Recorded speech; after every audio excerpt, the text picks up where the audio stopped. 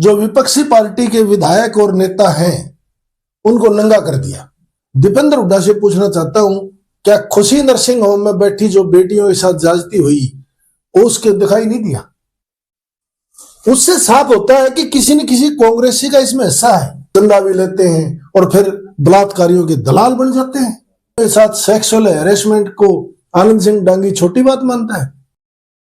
BJP को तो बदनाम करने की इनकी प्रोपेगेंडा है। इसका मतलब ये क्या दीपेंद्र हुड्डा नारनौंद में बेटियां नहीं दिखती, जंतर मंतर पर दिख रही है? थोड़े राजनीति, ये तो 13-3 में सेटिंग के लोग हैं। नमस्कार दोस्तों, मैं हूं परविंदर सैनी। दोस्तों, आजकल नारनौंद का मुद्दा खूब सुर्खियों में छाया हुआ है। जिस तरीके से नारनौंद के खुशी नर्सिंग कॉलेज की हम बात कर रहे हैं, वहां पर बेटियों के साथ जो अत्याचार हो रहा है वो किसी से छिपा नहीं है। बीजेपी सरकार की बात करें तो बीजेपी सरकार ने नारा दिया था बेटी बचाओ बेटी पढ़ाओ का, लेकिन यहां पर वो नारा भी दम तोड़ता हुआ नजर आ रहा है। हालांकि बेटियों की मेहनत जरूर रंग लाई है। बेटियों ने जो आरोप लगाए थे उसके बाद धरना दिया उन्होंने, और यहां पर पुलिस ने उनके पर लाठीचार्ज भी किया, लेकिन आखिरकार जो संचालक है इस मेडिकल कॉलेज का, उसे गिरफ्तार कर लिया गया है। SC/ST एक्ट के तहत धाराएं उस पर लगाई गई हैं। लेकिन इस पूरे मामले में एक और एंगल निकलकर सामने आ रहा है, वो है कांग्रेस पार्टी का। कांग्रेस पार्टी के जो नेता हैं आनंद सिंह डांगी, उनके बेटे जो हैं और उनके बेटे के जो जीजा हैं, कहीं ना कहीं उनके जीजा का 50% हिस्सा इस मेडिकल कॉलेज में बताया जा रहा है। हम सीधे सीधे तौर पर कह सकते हैं कि आनंद सिंह डांगी की जो बेटी है या उनके जो दामाद हैं, उसका हिस्सा इस मेडिकल कॉलेज में बताया जा रहा है। हालांकि उन्होंने सफाई जरूर दी है कि इसमें हमारा कोई भी लेना देना नहीं है। इसी विषय पर चर्चा करने के लिए हमारे साथ समाज सेवी जो है राजेश धनखड़ जी हमारे साथ है। राजेश जी, आपका स्वागत है। नमस्कार भाई परविंदर। राजेश जी, इस पूरे मामले में कई चीजें निकलकर सामने आ रही हैं। एक, बेटियों के ऊपर अत्याचार हुए, यौन शोषण तक के गंभीर आरोप लगाए गए, सरकार ने कार्रवाई नहीं की, उल्टा पुलिस ने बेटियों के ऊपर कार्रवाई कर दी थी। कैसे देखते हैं आप इसको? देखो, इसमें 3-4 चीजें हैं जो अहम बात है। बेटियों के साथ बहुत बड़ा अन्याय हुआ और उस बेटियों के अन्याय ने जो विपक्षी पार्टी के विधायक और नेता हैं उनको नंगा कर दिया कि बीजेपी को बदनाम करते हैं ये लोग। और सबसे बड़ा जो रोग है, जो इनका दोहरा चरित्र है, जो दम हुई नाग हैं, वो ये हैं जो विपक्षी पार्टी के विधायक और सांसद हैं। क्या मैं आपके चैनल के माध्यम से ये बात दीपेंद्र हुड्डा से पूछना चाहता हूं, क्या खुशी नर्सिंग होम में बैठी जो बेटियों के साथ ज्यादती हुई उसके दिखाई नहीं दिया? जो जंतर मंत्र पे पहलवान बेटियों के साथ जी जान से खड़ा रहा, लड़ता रहा, वो लड़ाई यहां के नपुंसक हथियार क्यों डाल दी? उससे साफ होता है कि किसी न किसी कांग्रेसी का इसमें हिस्सा है।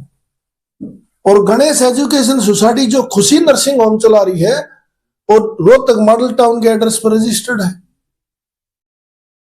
क्या ये दलाल लाल बन के आते हैं चुनाव के टाइम कि मैं आपके हल्के का लाल हूं, चंदा भी लेते हैं और फिर बलात्कारियों के दलाल बन जाते हैं? क्या ये दलाली नहीं है? विधायक 10 दिन 15 दिन के बाद पहुंचता है, दीपेंद्र हुड्डा पहुंचा ही नहीं, बलराम डांगी वहां नहीं गया, बालू चित्ता जो लोबड़ गादड़ीन की जो डायपर गैंग है पूरी, कोई भी दिखाई नहीं दिया। इसका मतलब ये बलात्कारियों के साथ है, बीजेपी को बदनाम करते हैं। और ये nursing college Pandit Bhagwat medical college Rohtak से रजिस्टर्ड है, इसकी परमिशन से चल रहा है। और जितने भूपेंद्र हुड्डा ने, अगर आनंद सिंह डांगी कह रहा है मेरा ऐसा नहीं है, तो उसका एक इतने बुजुर्ग और इतने सीनियर आदमी का जो बयान है वो इतना खतरनाक और स्पष्ट दिखा रहा है कि इनका हिस्सेदारी है। आनंद डांगी का ये कहना कि छोटी मोटी बातें होती हैं, क्या बेटियों के साथ सेक्सुअल हैरेसमेंट को आनंद सिंह डांगी छोटी बात मानता है? क्या आनंद सिंह डांगी ने ये नहीं किया हमारे ऊपर झूठे एलिगेशन लाग रहे हैं, हम बाप बेटे वहां धरने पहुंचेंगे? क्या दीपेंद्र और भूपेंद्र की आंखें मच गई? क्या इन्हें जो नर्सिंग कॉलेज चलवा रखा है वो इसीलिए चुप बैठे हैं कि ये उन बलात्कारियों के बेटियों के साथ अन्याय करने वालों के साथ खड़े हैं? अगर इसमें इस बेटियों के साथ खाप चौधरी, किसान नेता, और इनेलो के उम्मीदवार वहां नहीं खड़े होते तो इस विपक्षी पार्टी के लोग इस मामले को दबाने की कोशिश कर रहे थे शुरू से। ये साफ दिखाता है कि नहीं कहीं ना कहीं हिस्सेदारी है, इनको मोटे चंदे मिलेंगे वहां से। जैसे पेटवाल कई बार गए धरने पर, कब कितने दिन बाद गया है? ये कोई पहले इंतजार कर रहा था क्या समझौता हो जाए? उन तो 4-5 बार तो बेटी उनका चुप रहो, पता नहीं ये है वो है। ये जब चुनाव के टाइम में चंदा लेना होता है, जब कहते हैं हम आपके लाल हैं, और फिर दलाल निकलते हैं बलात्कारियों के। राजेश जी, आखिरकार ये मामला इतना लंबा चला क्यों? बेटियों ने शुरुआत में आरोप लगाए, उसके बाद ही कार्रवाई क्यों नहीं हुई? कहां पर ढिलाई? कौन करे था? विपक्ष का विधायक है, और बातों के लिए तो मुद्दे उठाते हैं, बड़ी बड़ी बातें मारते हैं, और उनके हल्के में जब बेटियों के साथ इतनी ज्यादती हो है तो 15 दिन के बाद पूछते हैं। बीजेपी को तो बदनाम करने की इनके प्रोपेगेंडा है। इसका मतलब ये विधायक किसी पार्टी का नहीं होता, विधायक जनता का प्रतिनिधि हो। पार्टी के संबल पर चुनाव जरूर लड़ा जाए, पर प्रतिनिधि करने के लिए असेंबली का मेंबर हो। क्या उसने चीफ मिनिस्टर से बात करी? क्या उसने एसपी से बात करी? SC एक्ट लगवाने के लिए वो करनी बाद में लग जाएगा क्यों?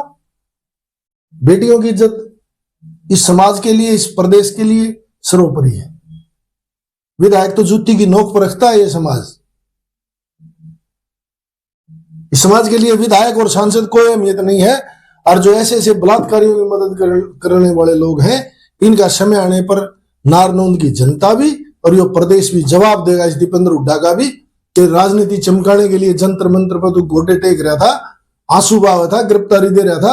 आज तेरे चाहते लोगों का कॉलेज में अगर बेटियों के साथ इस तरह की हरकत हुई, उनके साथ सेक्सुअल हैरेसमेंट हुई, और तू दिल्ली से नारनौंद की तरफ मुंह नहीं कर पाया। राजेश जी, क्या इस पूरे मामले को दबाने की कोशिश हो रही थी जितना लंबा इंतजार किया? कांग्रेस की ओर से कांग्रेस दबाना चाहती थी।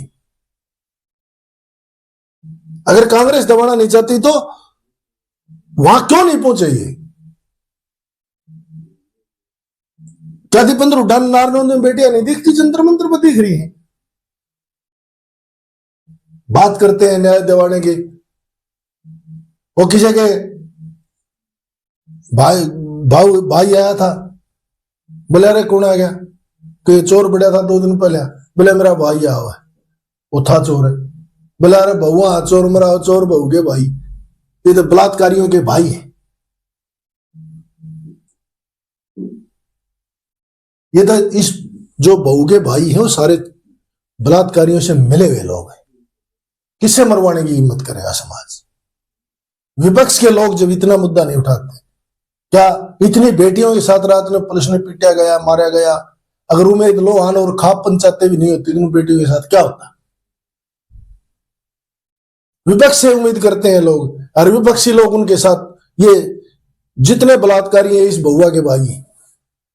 वो कहावत झूठी नहीं है कि बहुआ चोर मराओ, चोर बहू के भाई हैं। ये बलात्कारी इस कांग्रेसियों के रिश्तेदार हैं, भाई हैं। राजेश जी, लेकिन आनंद सिंह दांगी ने साफ तौर से कहा है कि ना तो मेरे बेटे का, ना मेरा, ना हमारे दामाद का कोई लेना देना नहीं, उससे 5 पैसे का हिस्सा नहीं। मैं तो कह रहा हूं इसकी CBI जांच कराओ, ये किसका है। और जितने कॉलेज, नर्सिंग कॉलेज या कॉलेज दिए गए हैं 5 से 14 तक, सबकी जांच कराओ।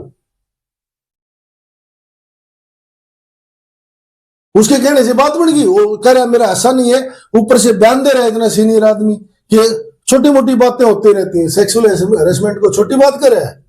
उसकी बयानों से साफ दिख रहा है कि इसका ऐसा है। उसमें क्यों बचाव कर रहा है? अपना बेटा क्यों नहीं भेजा वहां? नारनौंद और महम में कोई पासपोर्ट लेना पड़ा है? दीपेंद्र हुड्डा क्यों नहीं लेके गया, जो बेटियों की आवाज उठाने के लिए दिल्ली में गोडे रगड़ रहा था? ये दोगले चरित्र के लोग हैं, ये खुद ऐसे ही आचरण के लोग हैं जो ऐसे लोगों को दबाने की कोशिश करते हैं, सरकारों को बदनाम करते हैं। क्या आपको लग रहा है कि लंबे समय के बाद, लंबे संघर्ष के बाद जो है गिरफ्तारी जरूर हुई संचालक की, क्या आपको लग रहा है कि अब उचित कार्रवाई होगी? नहीं, बिल्कुल होगी। क्या यह भी लग रहा है कि कोई राजनीतिक दबाव जो है बनाया जाएगा? क्यों, कौन है राजनीति? ये तो 13-3 में सेटिंग के लोग हैं। ज्यादा नायब सैनिक ने हमने तेरी सरकार बनवाई थी, और इनके पास क्या दबाव है?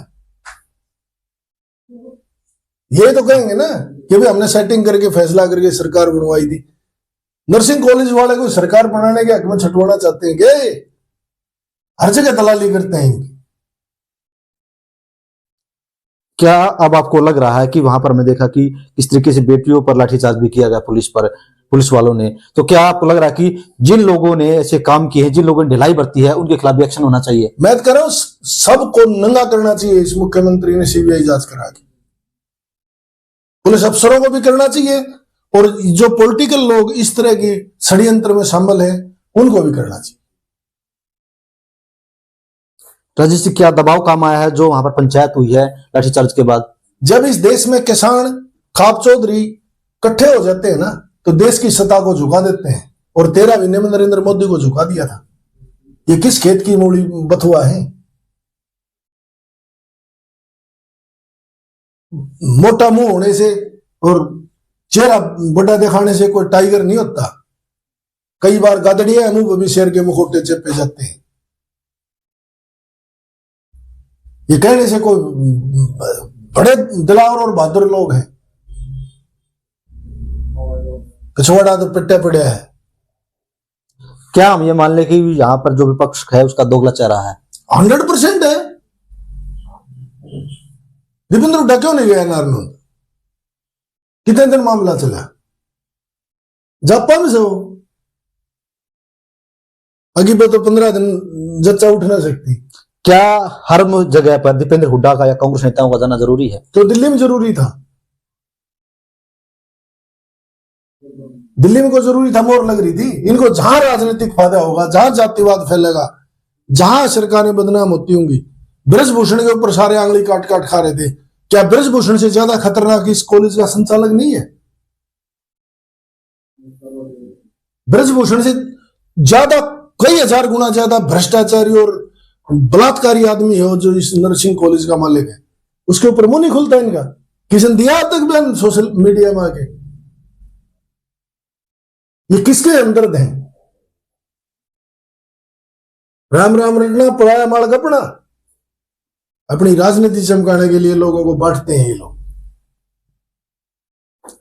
तो चलिए दोस्तों, कहीं ना कहीं जिस तरीके से खुशी नर्सिंग कॉलेज का मामला सामने आया, अब कहीं ना कहीं बेटियों को उम्मीद जरूर जागी है, जिसके बाद संचालक को गिरफ्तार किया गया। अब बेटियों को लग रहा है कि शायद उन्हें अब न्याय मिलेगा और बेटियों को भी न्यायपालिका पर पूरा भरोसा है। लेकिन आखिरकार ये मामला इतना लंबा चला क्यों? आखिरकार वो कौन सा दबाव था जिसके चलते संचालक की गिरफ्तारी में इतना वक्त लगा? बेटियां रात भर धरने पर बैठी रही, उनके ऊपर लाठियां चार्ज हुई। राजेश जी, हमसे बातचीत करने के लिए आपका बहुत बहुत धन्यवाद। धन्यवाद।